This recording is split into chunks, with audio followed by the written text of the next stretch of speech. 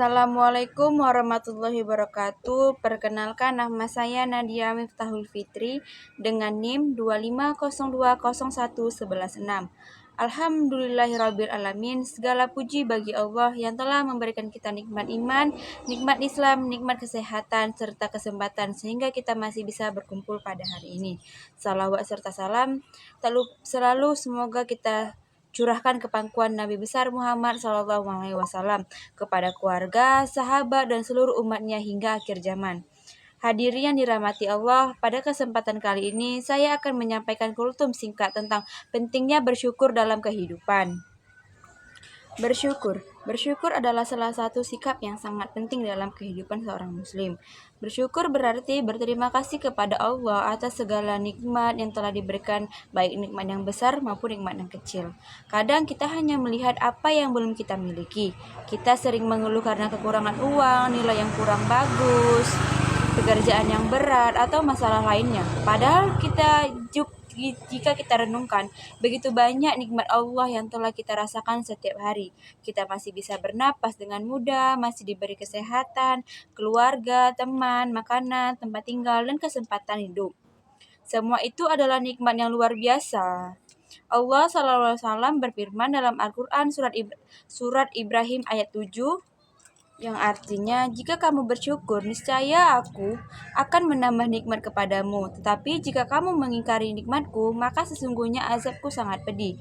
Dari ayat ini, kita belajar bahwa orang yang bersyukur akan ditambah nikmat oleh Allah. Nikmat itu hanya bukan berupa harta, tetapi juga ketenangan hati, kesehatan, kemudahan urusan, dan kebahagiaan hidup.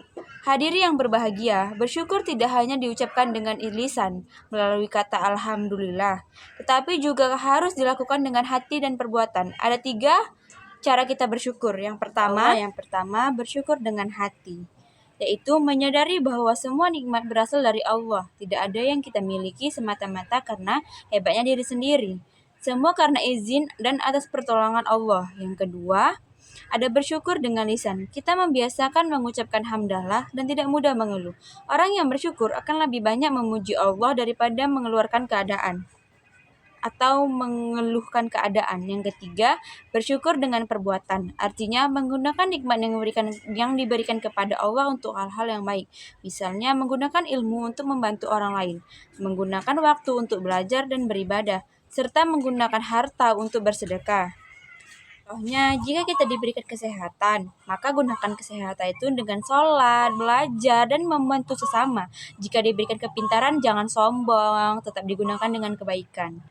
Selanjutnya, ada kayak orang yang bersyukur akan hidupnya lebih tenang, bahagia. Kenapa? Karena ia tidak selalu membandingkan dirinya dengan orang lain. Ia selalu fokus dengan dirinya sendiri, pada nikmat yang diberikan kepada Allah. Sebaliknya, kayak orang yang jarang bersyukur akan mudah iri, mudah kecewa, dan merasa hidupnya kurang terus.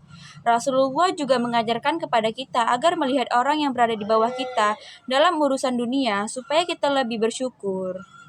Jangan selalu melihat orang itu yang kayak orang yang lebih kaya, orang yang lebih sukses itu membuat kita merasa kurang. Selain itu, bersyukur juga dapat mendekatkan diri kita kepada Allah. Ketika seseorang sadar bahwa dirinya itu kurang, maka ia akan lebih rajin beribadah, lebih rendah hati. Sebagai pelajar maupun generasi muda, kita juga harus bersyukur atas kesempatan untuk menuntut ilmu. Tidak semua orang memiliki kesempatan sekolah dan belajar dengan baik. Karena itu, jangan malas belajar dan jangan menyia-nyiakan waktu.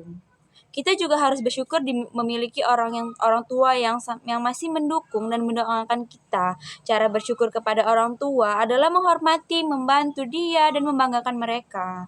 Mari kita mulai membiasakan diri untuk selalu bersyukur setiap hari, bangun tidur mengucapkan alhamdulillah, mendapatkan rezeki bersyukur, mendapatkan ujian yang nilainya tuh seharusnya nggak pantas, tapi kita harus tetap bersyukur.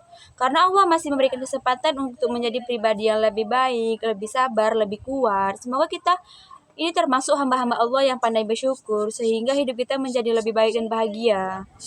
Demikian kultum singkat yang dapat saya sampaikan. Maaf bila salah kata, ada kekurangan, kata yang berbelit. Saya mohon maaf. Saya akhiri. Wassalamualaikum warahmatullahi wabarakatuh.